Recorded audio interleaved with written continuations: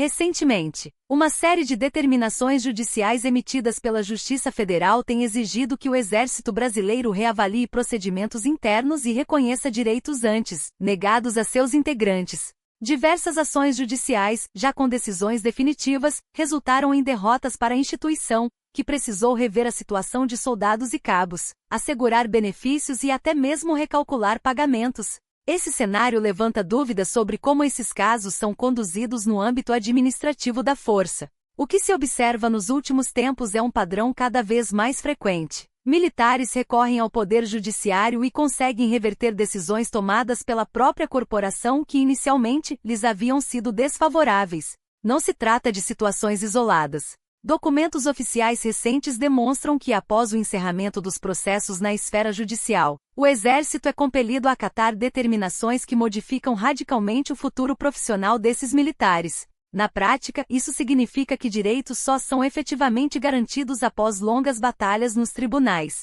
Um exemplo recente envolve o soldado engajado Adio Jardim. Após uma sentença definitiva da Justiça Federal, o Exército foi obrigado a conceder-lhe a reforma com efeitos retroativos a 1º de setembro de 2020. Com isso, o militar passou a receber proventos calculados com base no soldo correspondente à sua graduação na ativa, conforme estabelece a Lei nº 6.880/1980, conhecida como Estatuto dos Militares. A instituição cumpriu a decisão e publicou uma portaria em 25 de março de 2026, atualizando os registros do militar. O aspecto mais delicado é que o direito só foi reconhecido após a sentença judicial definitiva, proferida em fevereiro de 2026, o que indica que a via administrativa não havia concedido o benefício anteriormente. Outro caso emblemático diz respeito ao cabo engajado Vinícius de M. Aqui a Justiça não apenas determinou sua reforma definitiva, como também anulou portarias anteriores que tratavam de sua situação.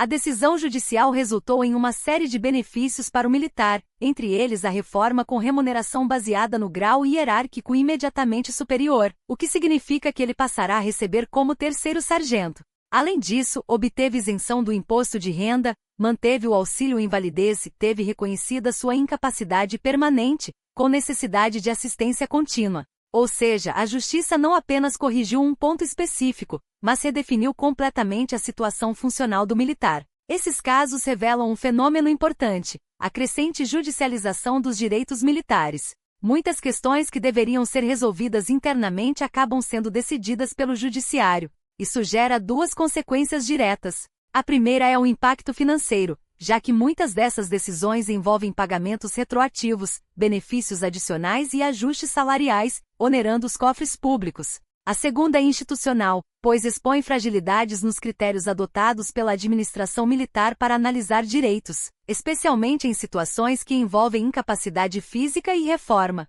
As decisões judiciais fundamentam-se principalmente em dispositivos do Estatuto dos Militares, como os artigos 106, 108, 109 e 110, que estabelecem regras claras para reforma, invalidez e remuneração. O problema surge quando a interpretação feita pela administração militar diverge daquela adotada pelo Judiciário. Nesses casos, o militar precisa recorrer à Justiça para fazer valer um direito que, em teoria, já estaria previsto em lei. Esse tipo de decisão não afeta apenas os militares diretamente envolvidos. Nos bastidores, elas servem como referência para outros integrantes das Forças Armadas que se encontram em situações semelhantes. A mensagem que se consolida é clara: direitos negados pela via administrativa podem ser revertidos na esfera judicial. Isso tende a incentivar novos processos, aumentando o volume de ações contra a União e pressionando ainda mais o sistema jurídico e administrativo militar. O conjunto de decisões semelhantes sugere que não se trata de um episódio isolado, mas de uma tendência em ascensão. À medida que mais militares tomam conhecimento dessas vitórias na Justiça, a tendência é que a judicialização cresça. Para o Exército, isso representa um desafio duplo: rever seus critérios internos para evitar novas derrotas judiciais e lidar com os impactos financeiros e institucionais dessas decisões. O ambiente militar, tradicionalmente pautado pela hierarquia e pela resolução interna de conflitos, enfrenta agora uma tensão entre essa cultura e a garantia de direitos individuais. Militares ouvidos pela revista Sociedade Militar relatam que nem sempre é fácil para um integrante de baixa patente questionar decisões administrativas, pois alguns alegam que isso pode ser interpretado como uma crítica aos superiores, gerando receio de perseguição. No entanto, os casos recentes demonstram que quando esses direitos são levados à Justiça Federal, o Judiciário tem respondido de forma favorável, assumindo um papel cada vez mais central. Esse movimento cria um conflito entre a lógica administrativa militar e a interpretação jurídica dos direitos dos indivíduos.